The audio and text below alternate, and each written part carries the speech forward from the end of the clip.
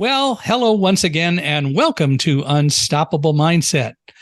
Today, we get to talk to a transition expert in all that implies. Her name is Wendy Cole, and she will tell you about her own transitions and also the things that she helps other people with. So I'm going to not give a lot away because I think it'd be more fun for Wendy to tell us. And I think we're going to have a wonderful discussion about the concept of transition and change and so on. And it's interesting for me, I hear a lot, and I know I've talked about it a bunch when we talk about September 11th, of course, which is my story. Mm-hmm. Afterward, people kept saying, we got to get back to normal. And for the longest time, I bristled at that until I realized why I wasn't happy when people said we have to get back to normal, which really was saying we don't like change. But the problem is normal would never be the same again. So we can't get back to normal because normal is different and we need to discover what it is. And normal in reality changes regularly. And we'll talk about that. But I would like you to meet Wendy Cole. And Wendy, welcome to Unstoppable Mindset. Thank you, Michael. I'm really excited to be here. Thanks for having me. Well, I really appreciate you taking the time to do this. So why don't you tell us a little bit about the earlier Wendy and all that sort of stuff and kind of catch us up. I'd like to see where you came from and all that. All right. Well, as we've discussed, I help people learn to embrace change. And I help them explore and identify and eliminate the stresses of life changes. That's a very general statement about what change is all about. I was born with a very different condition. I was born what we now call today transgender. And in 2015, I faced a monumental life change. And I went from living as male to, which I really wasn't. I refer to him as my male facsimile. And I went from living that way to living as Wendy. And I have never been happier. And throughout that entire experience, I learned to embrace change in ways that I never dreamed possible for me. I spent my entire life repressing what I felt, who I felt I was, and I was told at age 10 that I would be committed and fixed at a psychiatric institute if I didn't stop telling my parents that I was really a girl. That was in the late 50s.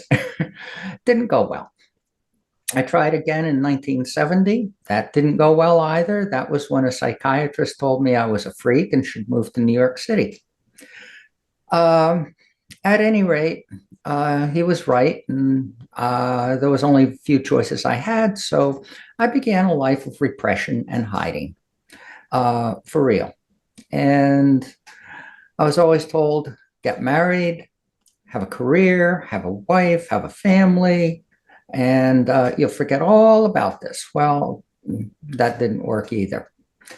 So in terms of life changes, I struggled. I repressed, and I repressed everything about myself for probably at least 5 decades. And we came into 2015, and that's when I found that everything had changed. The way I was born used to be considered a psychological condition with no treatment and no cure. And I found out in 2015 that as of 2012, it had been changed to a medical condition treatable through therapy, hormones, and surgeries. For me, I had to do it. I was 67 at the time, and it's never too late, and I just had to do it. One of the first things I started doing was working on myself, Michael. Working on aligning my own inner being with who I knew myself to really be. I did a lot of things to make that happen. Visioning, mindfulness, a lot of meditations, a lot of work with my therapist. And within 6 months, I was ready to make the leap, take the leap of faith. I realized at that point there was no guarantees. I had no idea how it would come out, what would happen to me, and there are no guarantees in life. And throughout all of that 6 month period of the first 6 months of 2015, I learned a very hard lesson that life is all about change. And it doesn't stop, it just keeps going. So the best thing I learned to do was evolve with it. It's an interesting concept. And the issue is you happen to experience that and exhibit that with a physical change, but that started with being different than people thought you were. That is, you were a boy, now you're a girl, and you were really a girl all along internally. Right. But the reality is, does it really matter if it has to do with gender or any other thing? Like I said, September 11th, people experienced that. They wanted to get back to normal, but that genie got let out of the bottle on September 11th, and normal would never be the same again. Absolutely. So I agree with that. Yeah. And transition isn't just about gender or any one particular thing. Transition is, children become adolescents and they become adults. And if that isn't change, I don't know what it is. Right. And when I was going into this, I started thinking back on the earlier years of my life. While I was repressing this, while I was trying to get through life and just barely survive, which I did quite well, actually, I realized that I had changed my life periodically in many different profound ways. I started a career in the computer industry. I worked for 20 years for a computer company, second largest to IBM. And which company was that? Oh, that was Digital Equipment Corporation. Yeah, look where they are today. Okay, anyway, I just had to say that. Yeah. I remember playing with DEC computers. We had a PDP-10 at UC Irvine. So. Oh, yeah. Those were the big ones. Those were the big ones, yeah. That was in the days when mainframes pretty much still ruled. And, disk drives were the size of washing machines. And if one crashed, you knew it all over the campus. You could hear it. Yeah. Ooh. So when a disk was a disk. It was in 1989 that I faced a significant life change. And that was Digital Equipment was beginning to go out of business. Mm-hmm. And I was given a choice: get laid off in New Hampshire, where I was living at the time, or take a transfer to Philadelphia. And I took the transfer to Philadelphia and stayed employed until 1992, when I finally got laid off. And I got a severance package and 2 years worth of health benefits, and sat down and started thinking about what was I going to do with the rest of my life? Yeah. What was I going to do for work? So that in and of itself is a fairly profound life change. By any standard, it is. What were you doing for DEC? I started out with them as a quality engineer doing inspections of all the equipment before everything got bundled up for shipment. And by the time I left New England and the job there, I was a senior project manager overseeing projects in 3 different states for the manufacturing facilities. And when I went to Philadelphia, I was a sales support tech type person, handling a lot of the sales paperwork, making sure everything was technically correct. And when they messed up the orders, which they did frequently, I had to go in and fix them. So I went from doing that kind of work to I decided, well, I did pretty well working for DEC throughout the years, even though it drove me crazy. You see, it was a high-tech company, and they reorganized frequently. Mm-hmm. And the way they reorganized is they dissolved the entire organization. Everybody had to go get new jobs. You had to do up a resume, you had to find out what the new organization looked like, and you had to go interview for jobs. And that was very frequent. So, and that actually drove me crazy during the time. I used to drive people around me nuts with the way it was when I was working. I resisted change. And I just didn't deal with it well. And I lived like that for 20 years. What about other people? Some people just didn't care. It just kind of went with the flow. I was not one of those flow people at the time. But you weren't guaranteed a job with the new organization, whatever that was. No, you weren't. But the reality of it was is almost everybody did get a new job. Okay. And the reality of it was, and this is what I found out after going through that for 20 years and then doing some serious introspection on what I was going to do with the rest of my life, I actually did better every time they reorganized. I always got a better job than what I always had. I just didn't recognize it at the time. And that was something that was kind of like a major aha moment in my life at that point. Mm. Interesting, though, concept, an interesting way to go about doing business, even so, just to constantly reorganize like that. I wonder what the professionals in the world would say today about that, or do we still do a lot of that? There are organizations do change quite frequently, but what I noticed happened after that time frame and was the organizations didn't change, people started changing jobs. When I started working, the mindset was, and it's all about mindset, the mindset was you go to work for a corporation, you work for them for 40 years, you retire. That's it. Yeah.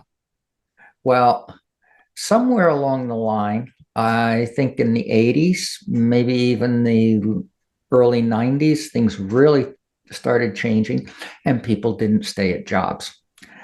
They might work for a company for 3, 4, 5 years at the most and switch, go to another company, get another job. Why? Looking for a better job, looking for a new challenge, looking for some sort of improvement in their career. Did the kind of reorganization thing that happened at DEC send a message that we're not necessarily as loyal to you as maybe we were or as you think we ought to be? Initially, I don't think that was the case, but I think as the years went by, especially by the late 80s, that's the message that started going out.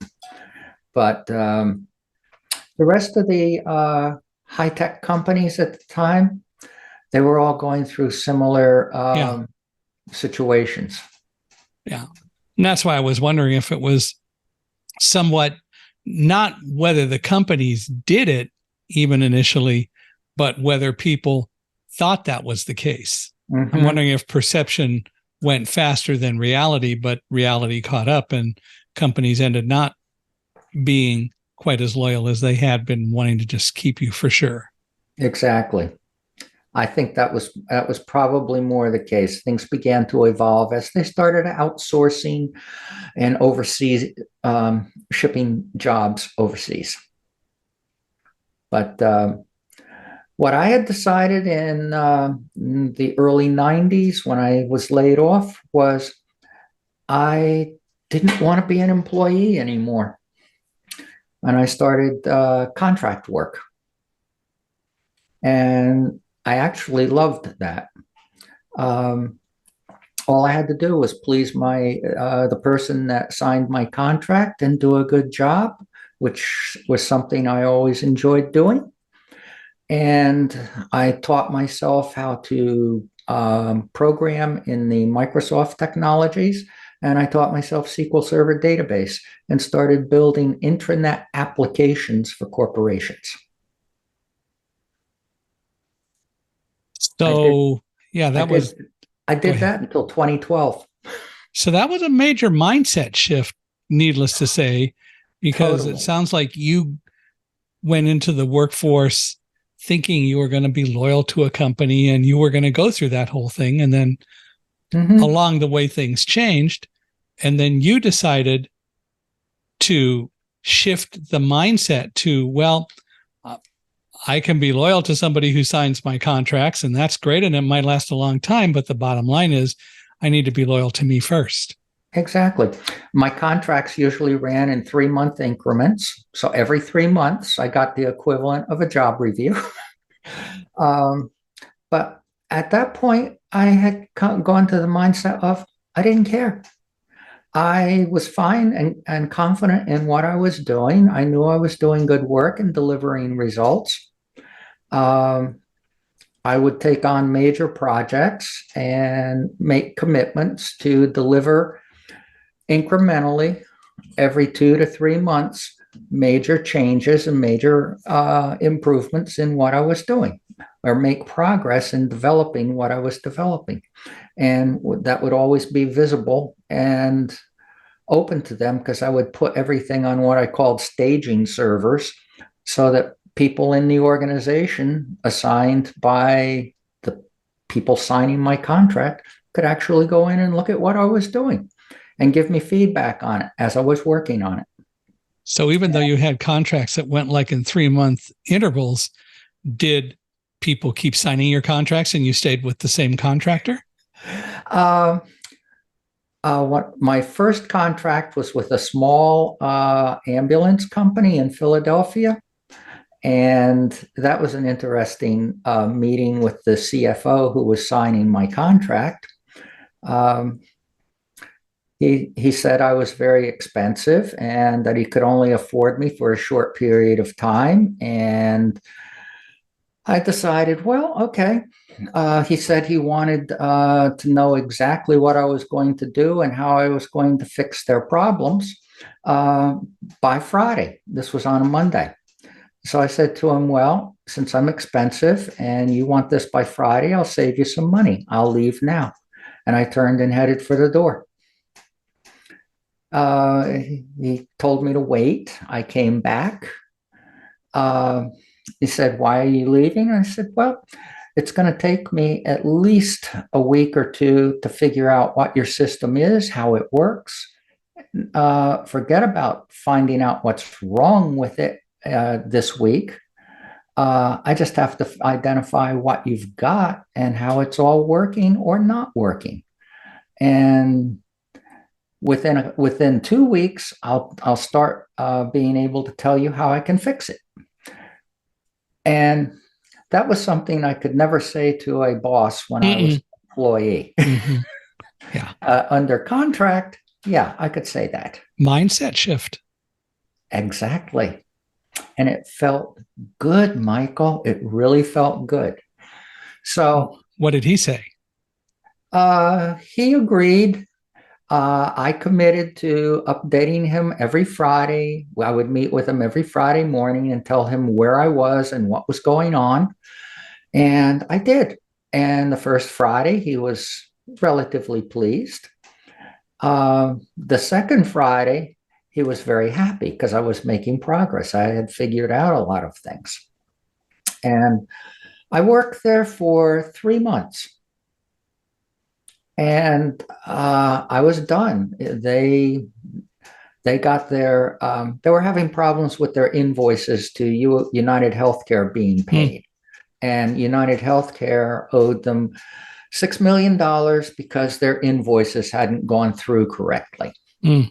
I fixed it. I put a new system in place for them.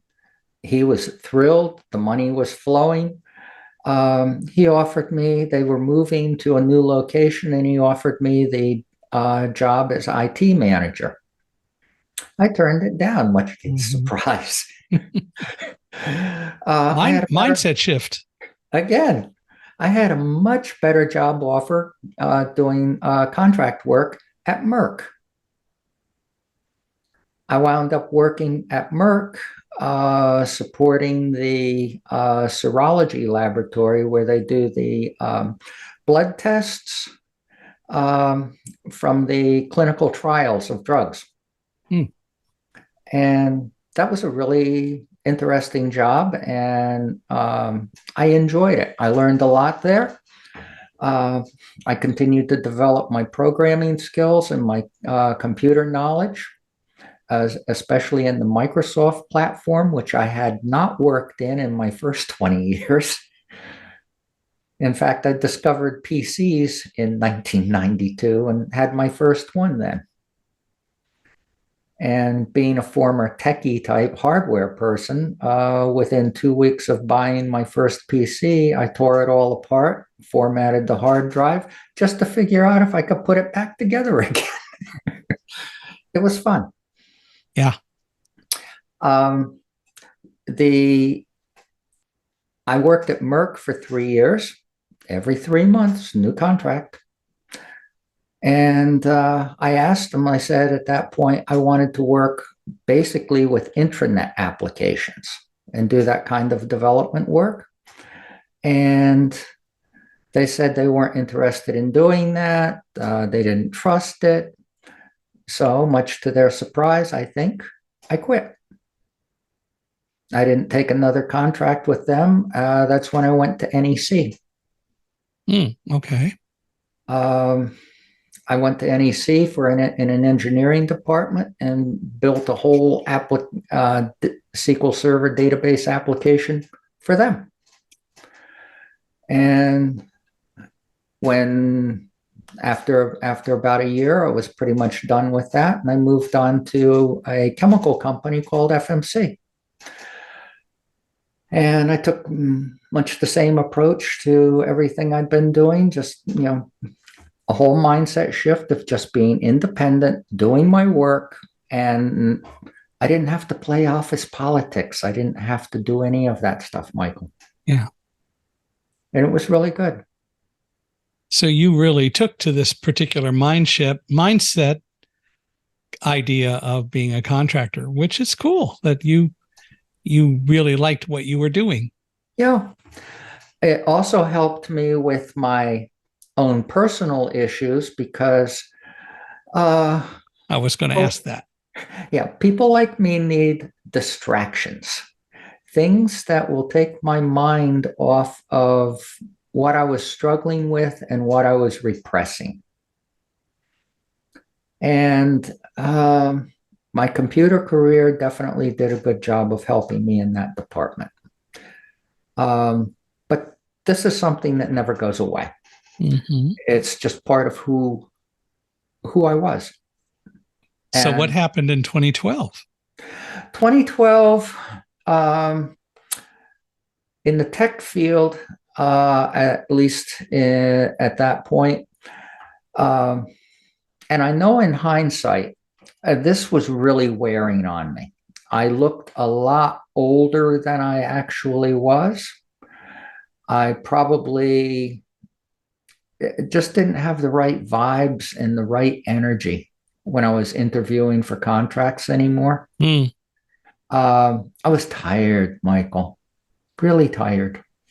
And so I couldn't get another contract for quite a while. And what I wound up doing was just setting up my own little business, doing in-home computers and technical repair for small businesses and for in-home people. Okay. And that kept me busy until about 2014 or so. And then that's when I pretty much went into retirement mode, which I didn't like. Well, you have now been dealing with basically 42 years on the job of doing something. Yep. So, and that was also, I was in a really, really dark place with my whole gender issues and everything else. I've been fighting that for decades and dealing with that. And it just, I was really pretty much done living. Hmm. But I did decide I would go online and look to see if anything had changed relative to my diagnosis that I'd gotten in 1970. I didn't look after that at all because I I, I just couldn't. Yeah. Well, Um, that psychiatrist in 20 when you were when in whatever in 1970 called me 1970 called you a freak. I mean, that's exactly. a pretty traumatic sort of thing anyway. Mhm. So One can but wonder what that psychiatrist would say today. I well see, this is something too that people like me go through. You try and besides, distractions, things that you can do for yourself to get past the gender issues and repress them. Um, a lot of people embark on substance abuses. Mm-hmm. They become alcoholics, drug addicts, things like that. Um, in from the 90s on, I was pretty much involved with psychiatrists. Um, but I never told them what the underlying condition for my anxieties, my depression, and my other things that were going on in my mind. I never told them. Mm. After all, why would I? I was called a freak, and Yeah. that was it.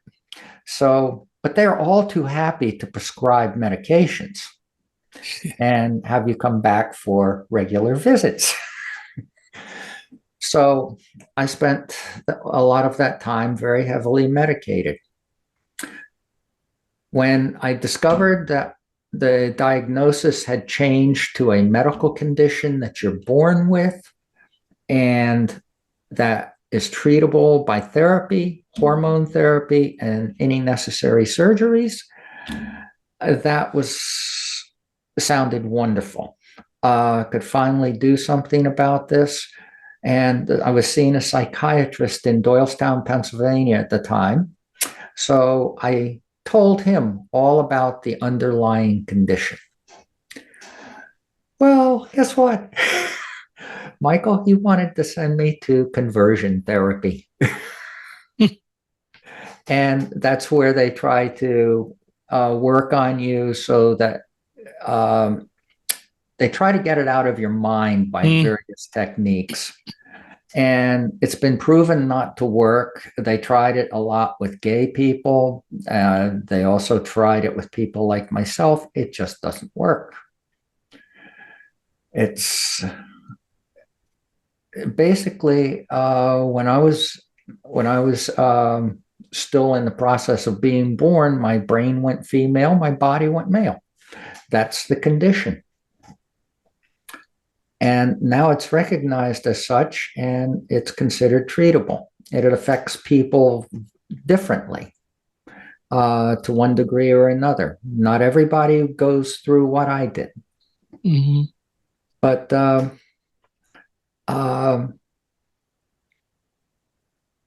I started seeing a therapist. She started me working with mindfulness, started me basically back into my old hippie days of meditations. And basically challenging all of my beliefs about who I am, what I am, so that I could learn to accept myself, develop self acceptance, self awareness, and actually began to develop some degree of self love. Okay. And it, I just continued working on that all the way through the first 6 months and giving myself little life tests of going to therapy as Wendy, going out after therapy, different public outings and things like that. And I found out that I could do this. And that's when I discovered that it's all possible. And life is all about possibility.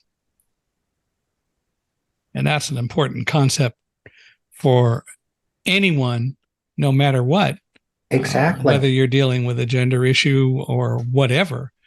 Right, because with once you realize that life is about possibilities, the thing that I found that block those possibilities from my vision or it's my beliefs that make it look like it's impossible to do that.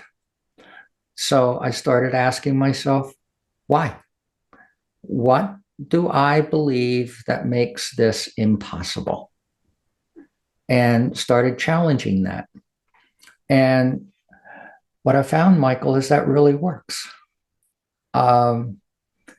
Shifting my beliefs. Your beliefs are made up of your thoughts and your emotions.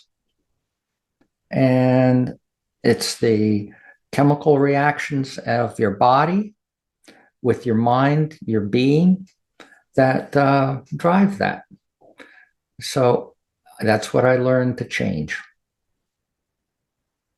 So I know you have what you call Wendy's 80% rule. Tell me about that. I think it's great. I love it.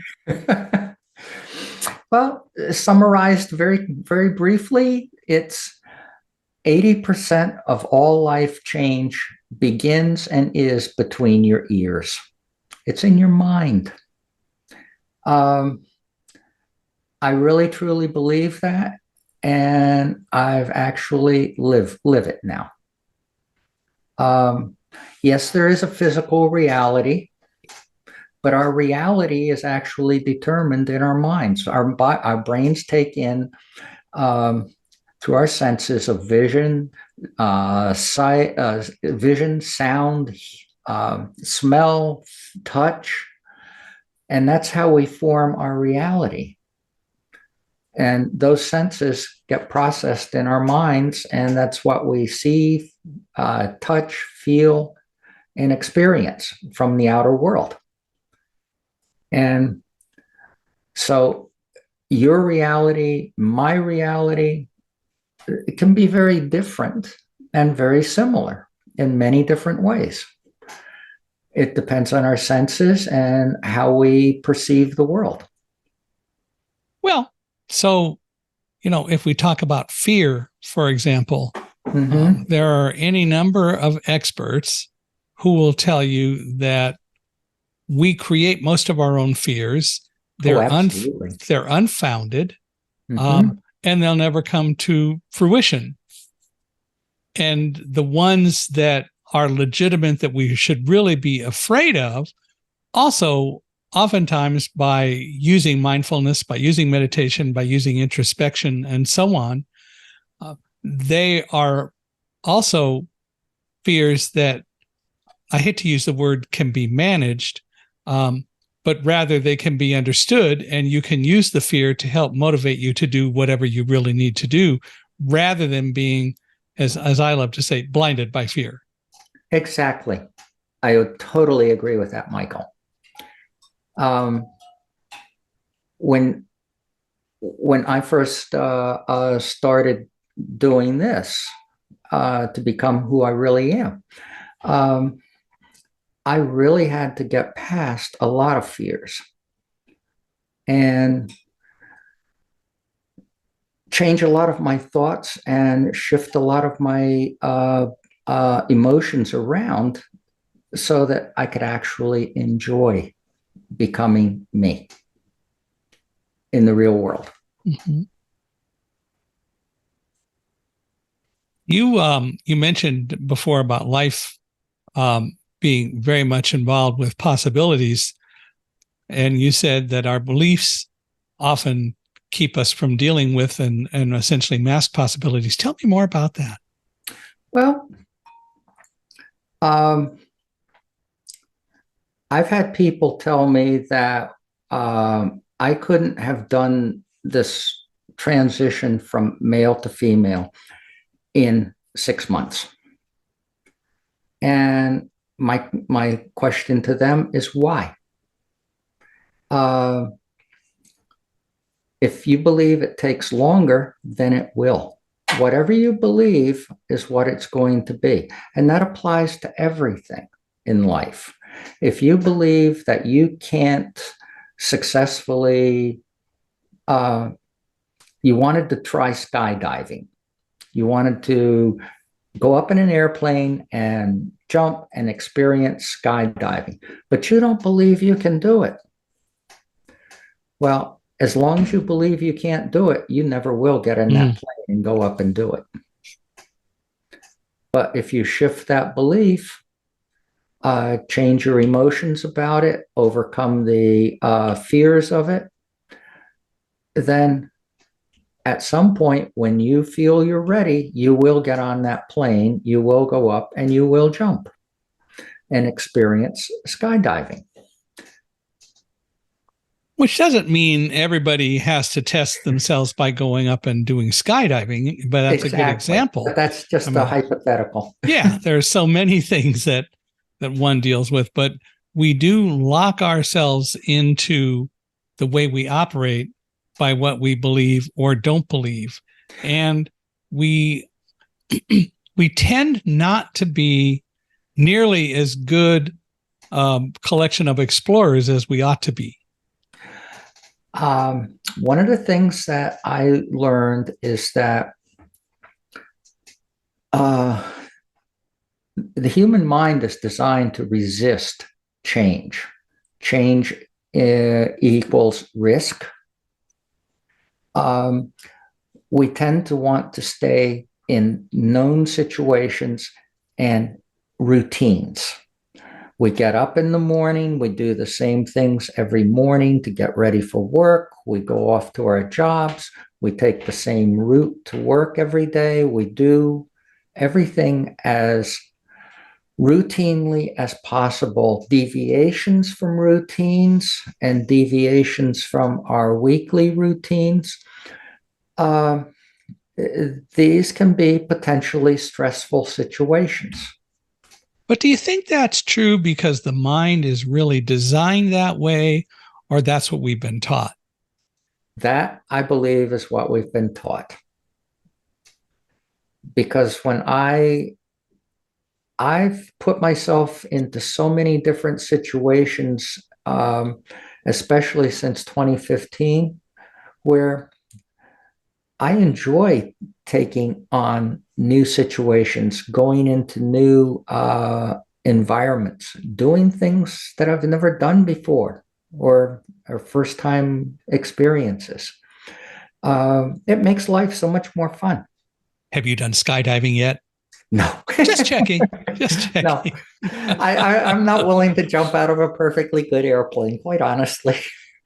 Yeah, I know people who have, and I don't. I have no problem with that, but I have just never had an interest in skydiving. Just like I've never really had an interest in skiing, but it's not a fear of it. I've done other kinds of things, but I love to tell people that, Sonny Bono got hit by a tree because he was skiing very kindly and peacefully, and a tree jumped out and grabbed him. So my brother-in-law, who's an avid skier, says, well, then just don't ski near the trees. And I said, no, you don't understand. Whether you like it or not, they come out and get you. And it's fun to joke about that. But I just have never had an interest in skiing. But I believe I know myself well enough to know that if I had to go out and do it, or if somebody really wanted me to go out and ski with him, if Gary, my brother-in-law, came along and said, come on, would you just come out with me? I'd go.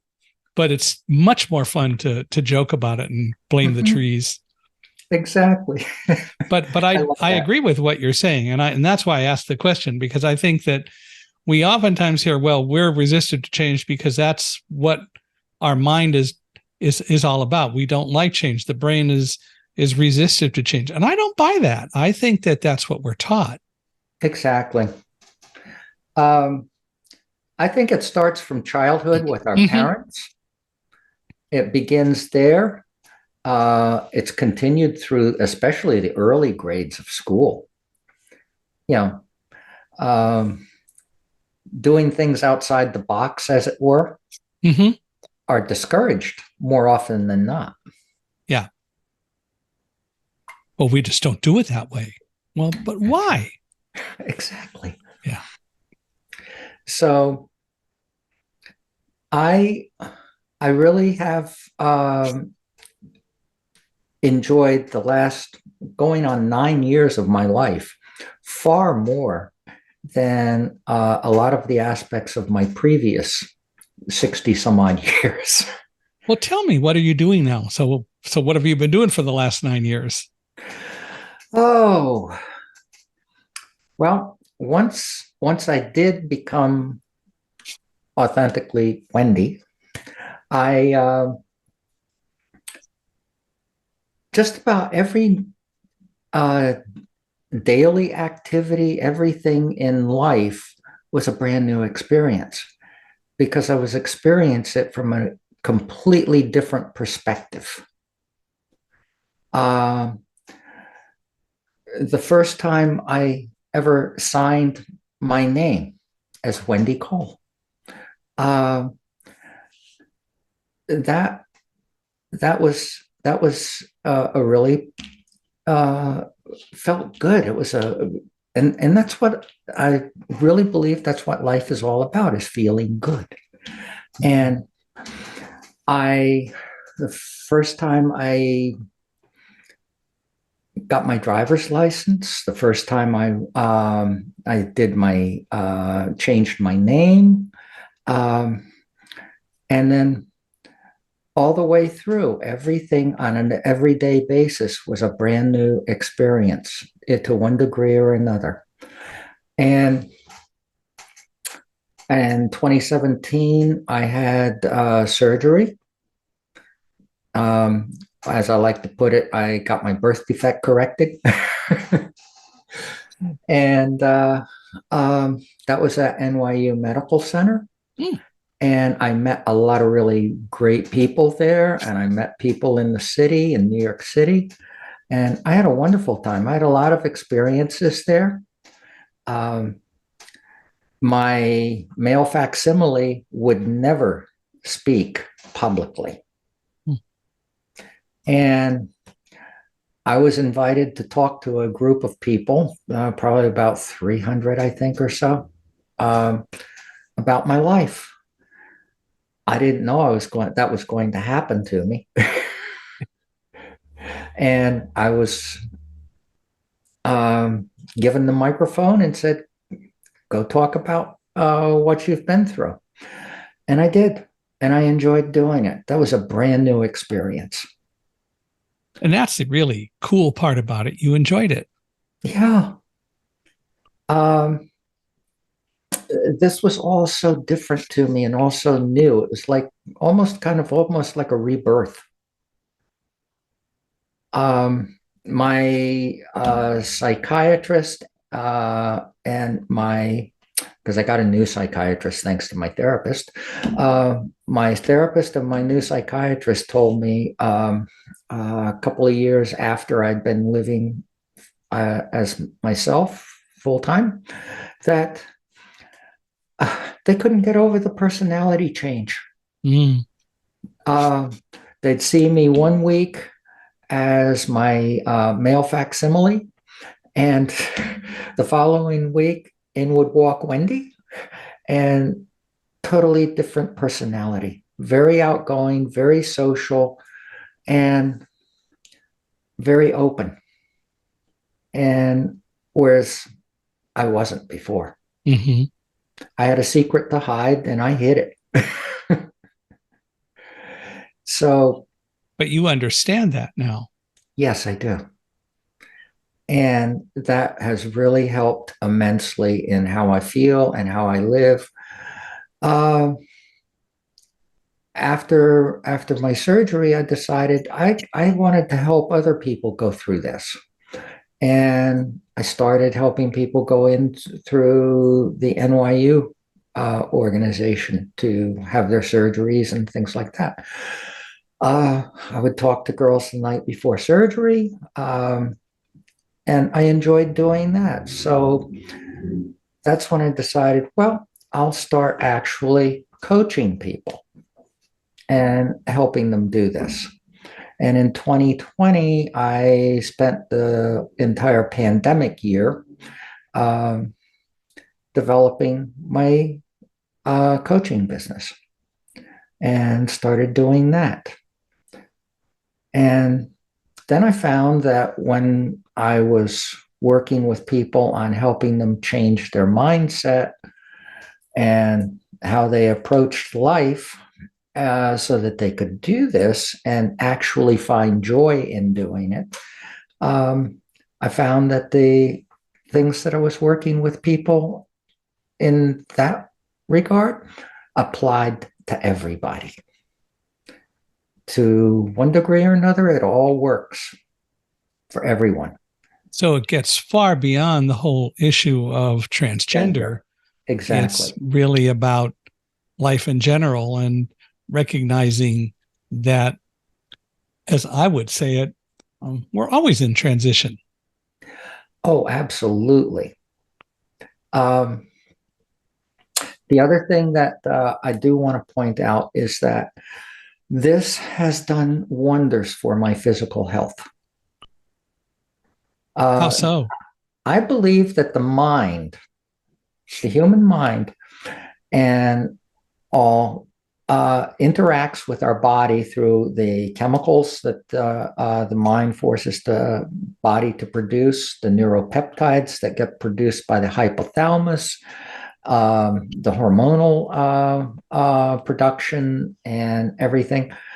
So if you're in perpetual state of stress and anxiety, perpetual fear, you're doing harm to your body physically.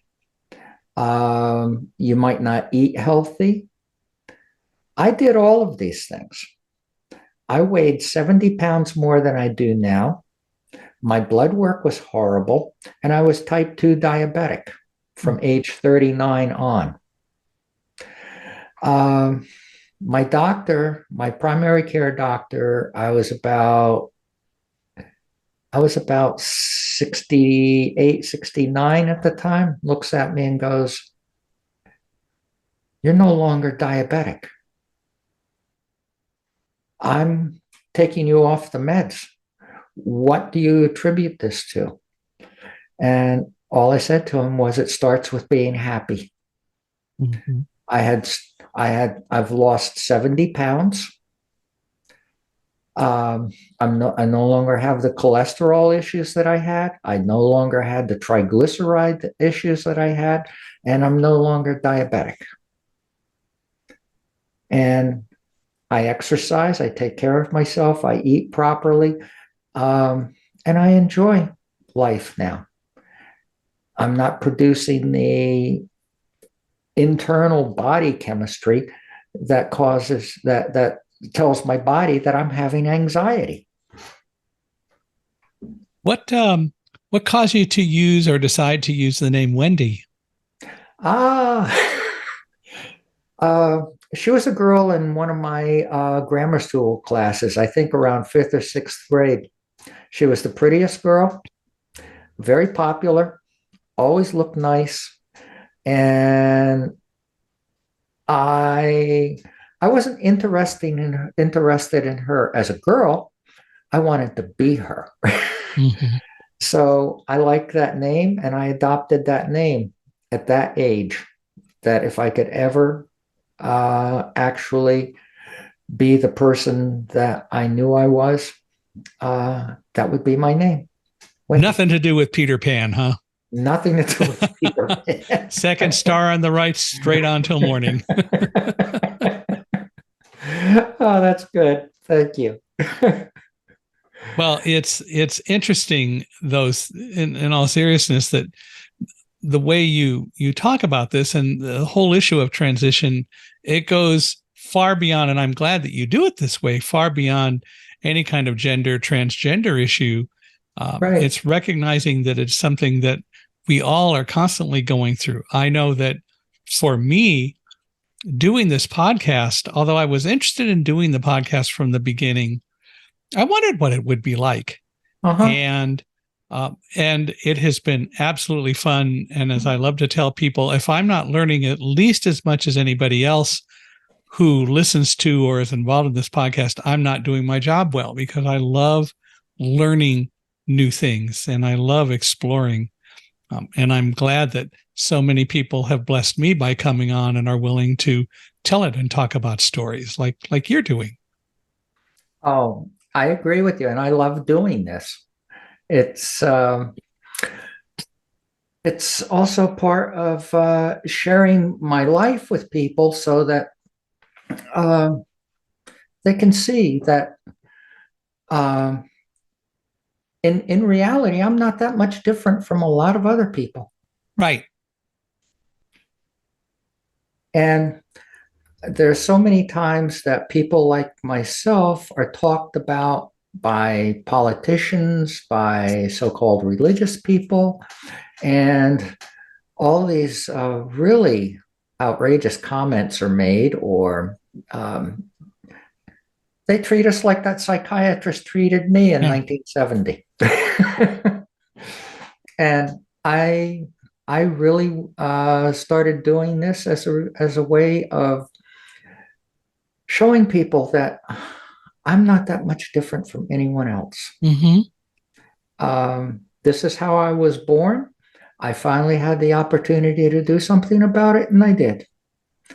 And I am grateful for my male representative, my male facsimile, for not making me a drug addict, not making me an alcoholic, like so many go through, unfortunately, and definitely not killing myself, Yeah. even though I thought about it a lot at times and went through some very dark times during my life. So I got to a point where now I can enjoy it.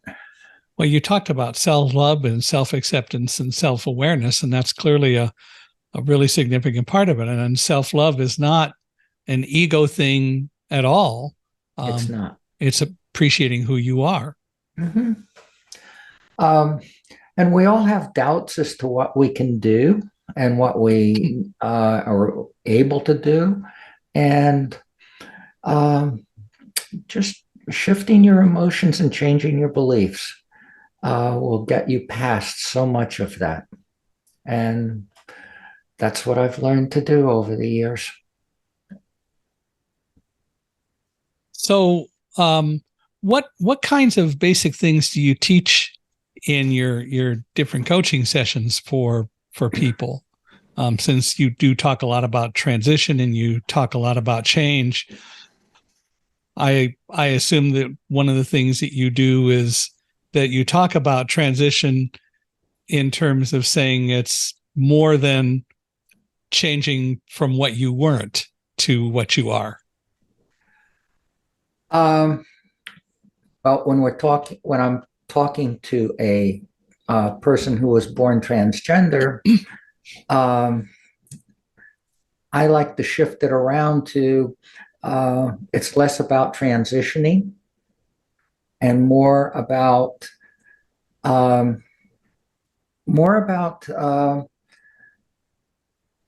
correcting a condition you were born with, so you can be who you always were.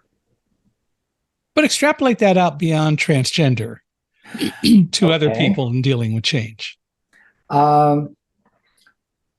There are, I've had people that had issues with abandonment, parental abandonment, abandonment by a spouse, whatever. And what we need to do in those situations is talk through their beliefs and their emotions associated with their thoughts, and change those thoughts so that they are creating a more believable thought that they can get past that issue of abandonment. Look at it differently, change the perspective, change how you look at it. And I'm also a believer in journaling and writing down all your thoughts, no matter how negative, no matter how horrible they might seem to you. Write them down, document them in some way that you can go back and look at them 2, 3, 4 days later and read what you wrote. And when you do that, that's when you start to realize how you were thinking and how you were feeling. And you actually come to the conclusion, I don't want to feel that way anymore. Why am I thinking that? Let's change that thought. So that's when I teach them how to shift that belief, shift that thought into a new thought that's a little more supportive of where they need to go and what they need to do. And this can go fairly quickly if they're willing to do the work. Mm-hmm. And just start to shift all those thoughts, learning how to block thoughts. I've used personally techniques where I have a rubber band around my wrist, and I start thinking. I realize I'm thinking all this thought that makes me really anxious, really upset. I don't want to feel that anymore. Snap the rubber band. It's a way of learning to block the thoughts, because it's our thoughts that drive our emotions, and the two combined, if they persist, form these beliefs that we've got to overcome. You know, I hear a lot of people when they talk about being gay or being transgender or whatever, and they tell others about it. They say they're coming out.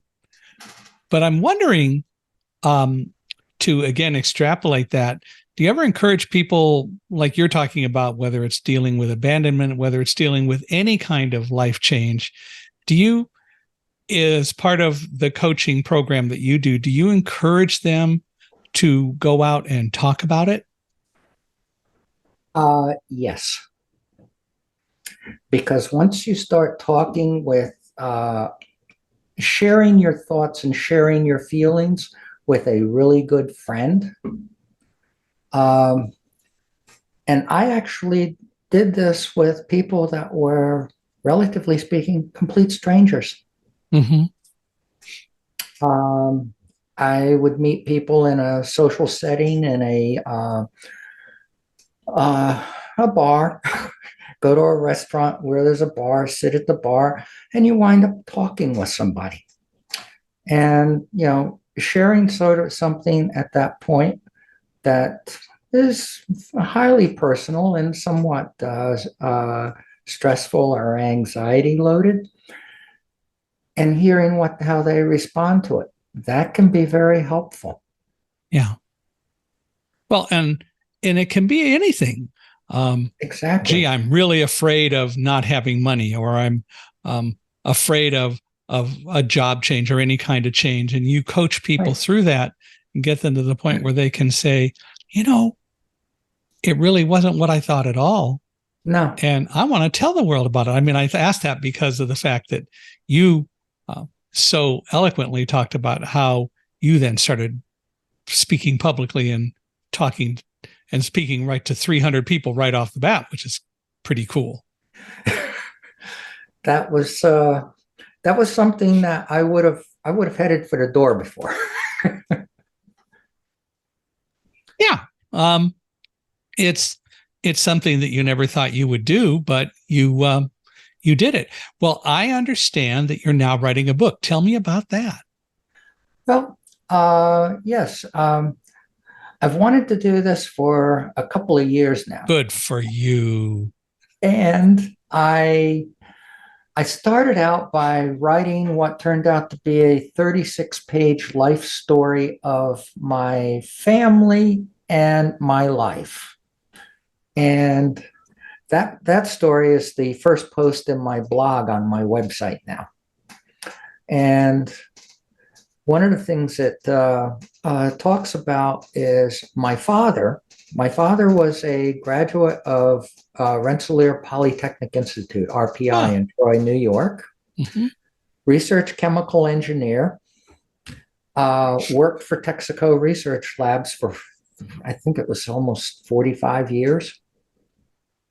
Over 100 patents in his name. Was a lieutenant commander in the Navy during World War II.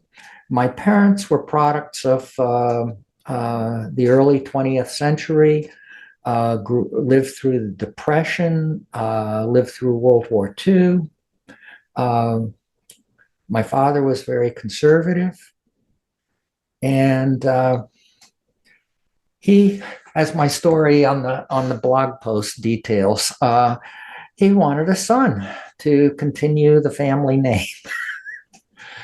And so he wound up with his first marriage having 2 daughters, and then with my mother had me. So that was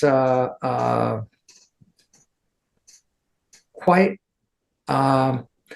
a significant thing about it for my life. At age 10, when I said, "Hey, I'm a girl," and insisted on that, that didn't go well. I'll bet it didn't. No. And that was in the late 1950s, very early 60s. So in my book, what I'm doing is focusing more on my life and what I learned as a result of it. One of the chapters that I'm working on now is having to do with parents who find out their children are transgender. Another one that I'm working on is has to do with the Wendy's 80% rule.